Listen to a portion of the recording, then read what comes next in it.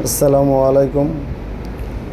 গত কিছুদিন আগে আমরা সুন্দরবন ঘুরতে গিয়েছিলাম আমাদের অফিস থেকে অনেক কলিগ।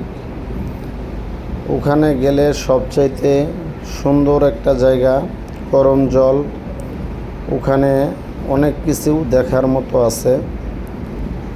সবচাইতে মনোরম দৃশ্য দেখতে হলে ওখানে ভিতরে একটা ওয়াচ টাওয়ার আছে। ওখান থেকে আপনি চারিদিকে সব কিছুই সুন্দরভাবে দেখতে পারবেন। ওখান থেকে আসলে জায়গাটা অনেক মনোমুগ্ধকর, যা দেখলে মনে একটা প্রশান্তি চলে আসে।